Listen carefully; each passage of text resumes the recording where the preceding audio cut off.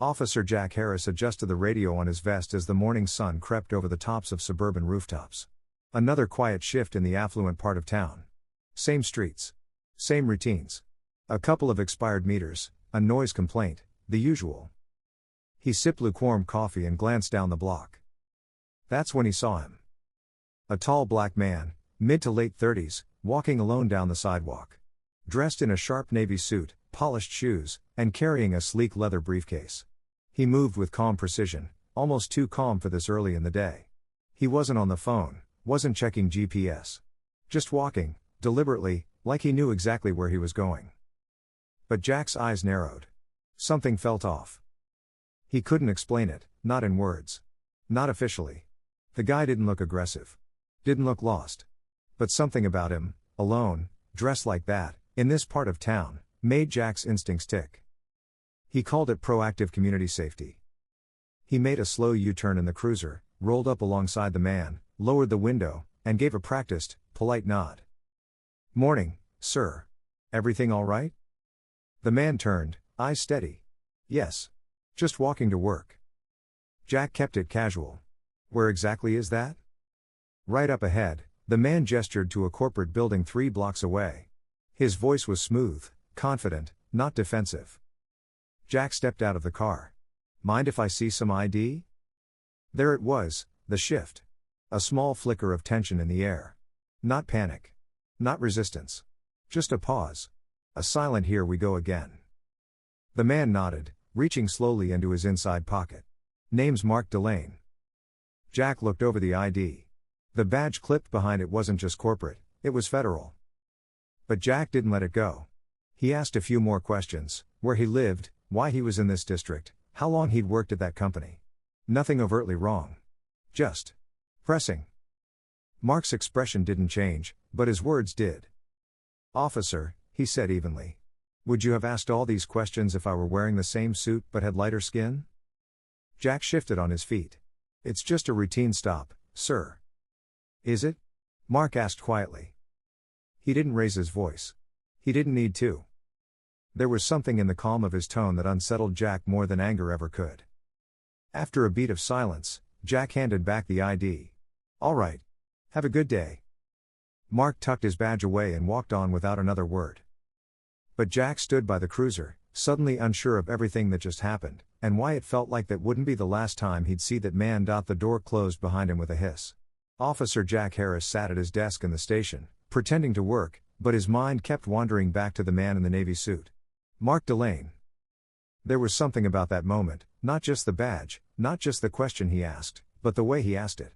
Calm, composed, and undeniably used to being questioned in places where others wouldn't be. Jack replayed his own words in his head. "Where do you work? Can I see some ID?" All standard. All clean. And yet, something felt off now that it was done. He didn't bring it up with the other officers. He knew better. They'd either say, "Good call," or worse, "Better safe than sorry." But he wasn't so sure anymore. Because Mark wasn't just another guy trying to talk his way out of something. He was a man who clearly belonged in that suit. In that neighborhood. On that sidewalk. And Jack had still decided to test him. By midday, the interaction should have faded from memory, just another name in the mental logbook of morning patrol. But when the department email pinged with the subject line, "Mandatory, DOJ briefing, oversight and civil rights training," Jack sat up straighter. Attached was an agenda for an internal affairs visit from the Department of Justice Office for Civil Rights. Something about departmental review, community relations, and restoring public trust. Typical government fluff, Jack thought. Probably another boring lecture from some distant lawyer. He closed the tab and stood to grab more coffee. But in the back of his mind, a quiet voice asked, "What if this isn't distant at all?" The department's conference room was fuller than usual. Officers shifted in their chairs, boots tapping restlessly against the tile floor. The buzz about the civil rights oversight meeting had everyone annoyed or bored. No one expected anything more than the usual checklist talk and leave. Jack entered late, slipped into a seat in the back, coffee in hand. He scanned the front row, all brass. Lieutenant Mendez, Deputy Chief Rollins, even the precinct captain. They never show up for these. That was the first sign. The second came when the projector screen flicked on. The seal of the U.S. Department of Justice appeared, followed by bold letters. Oversight Division, Ethical Enforcement and Civil Rights in Modern Policing. The room quieted as the side door opened. And in walked Mark Delane. Sharp suit. Calm stride. Eyes scanning the room, and pausing, just briefly, when they landed on Jack. For a moment, Jack forgot how to breathe. Mark stepped up to the podium, adjusted the mic, and began speaking with the same calm, powerful voice Jack remembered from the sidewalk. But now, it echoed with authority. Federal authority. Good morning. My name is Mark Delane. I serve as the Regional Director for Civil Rights Oversight within the DOJ. My job, and our team's mission, is to ensure that policing in this district protects all citizens equally. No assumptions. No profiling. No bias hidden behind procedure. Officers exchanged looks. Some folded arms. Some rolled eyes. But Jack didn't move. Mark's gaze swept the room. You may not remember me. But I remember you. Not just your faces, your silence, your questions, your glances. I've seen them from behind car windows. I've stood on sidewalks being asked to explain myself for walking in a suit. A quiet tension fell over the room. But I'm not here for revenge, he said. I'm here because we can, and must, do better. We can't police communities we're afraid to understand. We can't protect people we've already judged. For the next hour, Mark laid out real cases. Real consequences. And real reforms that were about to become very real for their precinct. Jack sat frozen. He'd stopped sipping his coffee a long time ago. Because the man he'd casually questioned on the street was now his direct federal oversight. And he wasn't going anywhere. The room slowly emptied. Some officers avoided eye contact as they passed Mark on the way out. Others gave stiff nods. No one lingered. Jack stayed seated. He watched as Mark closed his notes, collected his things, and spoke briefly with the deputy chief. He moved like someone used to being in charge, measured, intentional. There was no arrogance in it, just gravity. Jack stood and walked toward the front. He didn't really have a plan. His heart was pounding, his mouth dry. The closer he got, the more acutely he felt the weight of that sidewalk interaction. The way he'd stopped a man not because he was doing anything wrong, but because he didn't look right to him. Mark noticed him approaching. He didn't smile. Officer Harris, he said evenly. Not a question, a fact. He remembered the name. Jack nodded. Yeah. That's me. A heavy pause stretched between them. The hum of fluorescent lights filled the silence. I just wanted to say. Jack hesitated, then forced it out. I was out of line that morning. You weren't doing anything wrong. I was just doing my job, but I could have done it better. I know that now. Mark studied him for a moment. His expression didn't soften. I appreciate the honesty, he said quietly. But let me ask you something. What was it about me that looked suspicious? Jack opened his mouth, then shut it. He had no answer, at least not one that wouldn't prove the very point. Mark continued, that's the problem. It's not just your instinct. It's a system that told you someone like me doesn't belong in a place like that. And when that system never gets questioned, it keeps happening. Over and over. Jack looked down. I'm trying to learn. I really am. Mark finally nodded. Then listen. Pay attention. Don't wait for people to prove they deserve respect, start by giving it. He didn't say it harshly. He didn't raise his voice. But the words landed like bricks. And just like that, he turned and walked away. Jack stood in the empty room, feeling, for the first time in years, small, but not in a belittling way. In a necessary one. For the first time in years, Officer Jack Harris started his patrol not with muscle memory, but with reflection. Every call, every person he passed on the street, he found himself asking silent questions. What am I seeing? What am I assuming? He didn't tell anyone about the conversation with Mark Delane. Not his partner. Not his sergeant. But it stuck with him. Not just the words, don't wait for people to prove they deserve respect, start by giving it, but the look in Mark's eyes. It wasn't pity. It wasn't hate. It was something worse, disappointment. Backed by truth. That week, Jack passed a young black teen riding a bike on the sidewalk, baggy hoodie, music in, head down. A year ago, maybe even a month ago, he might have slowed the cruiser. Maybe asked a few questions.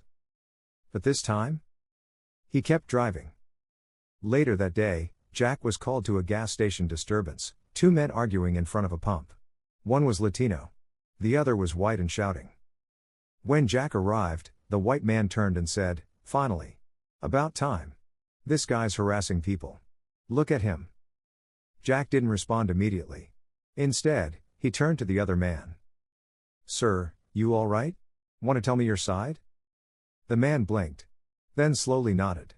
"No problem here, officer. Just trying to pump gas. He didn't like that my music was too loud." Jack took statements. No one was arrested. No one was pushed. And when it was done, the Latino man looked him in the eyes and said something simple. "Thanks for not assuming." It hit harder than expected. Jack nodded, watched him leave, then sat in his cruiser a moment longer than usual. Because this wasn't just a job anymore. It wasn't just about paperwork, patrols, or protecting the peace. It was about undoing patterns, starting with his own. It was Saturday afternoon, and Jack wasn't in uniform for once. No badge. No patrol car. Just jeans, a worn jacket, and a grocery list from his wife. The weekend crowd at the local market was a mix of families, teens, and elderly couples navigating produce aisles and bakery samples. He was reaching for a carton of eggs when he heard a familiar voice, deep, calm, unmistakable. "No," I said, "almond milk. If I bring back the wrong one again, I'll get disowned." Jack turned and saw him. Mark Delane. Out of the suit. No podium, no projection screen.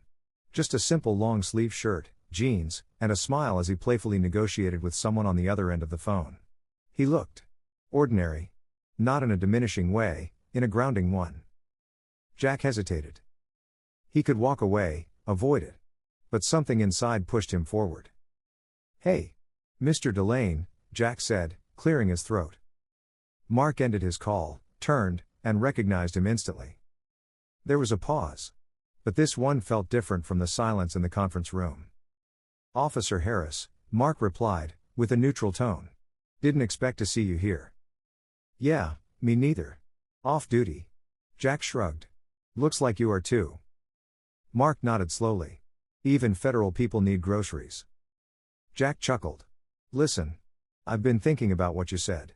A lot. And I've been trying to adjust the way I see things. The way I show up in the job." Mark studied him, but this time his expression wasn't guarded, just tired. Tired in a way people get when they've had the same conversation 1,000 times and learned not to expect too much from it. "But still," he said, "that's good to hear." Jack didn't push more. He didn't ask for validation. Instead, he asked something unexpected. "You got kids?" Mark smiled slightly. "One daughter. She's 10. Smarter than me. Louder, too." Jack laughed. "Sounds familiar. I've got two." A small silence formed, but it wasn't tense. It was just two men, once divided by a moment, now standing in a grocery aisle, realizing they weren't that different when the uniforms came off. "I'm glad we ran into each other," Jack said honestly. Mark gave a small nod. "Me too." They didn't shake hands. They didn't make any grand declarations. But when they parted ways, something had shifted, something that didn't need to be said. The spring sun warmed the sidewalk in front of the precinct as Officer Jack Harris stood outside the building, watching a group of high school students gather for a community program. It was part of a new initiative launched by the Department of Justice: youth police engagement, mentorship, transparency. It wasn't mandatory, but Jack had signed up. Across the crowd of teens and volunteers, he spotted Mark Delane, once again in that navy suit, clipboard in hand, greeting students with practiced grace. This time, no patrol car slowed to a stop. No suspicious stares. Just a man doing his work, and being seen for it. Mark glanced up and caught Jack's eye. They nodded at each other. Not like strangers. Not like friends, either. Like something in between, something growing. One of the students approached Jack hesitantly. A black boy, maybe 16. Hoodie. Headphones around his neck. "Hey," the teen said, "are you the one running the workshop about, what to do if you get pulled over?" Jack smiled. "Yeah. You coming?" The kid shrugged. "Guess I should." Jack tilted his head. "You ever been stopped?" The teen nodded. "A couple times. For nothing." Jack looked him in the eye and said carefully, "Then let's make sure the next generation of officers doesn't repeat that mistake." Inside, as the session began, Mark stood at the back of the room. He wasn't watching the teens. He was watching Jack, who was no longer just doing his job. He was redefining it. Not with fanfare. Not with apologies. But with presence. And action. And that, Mark thought, was a start.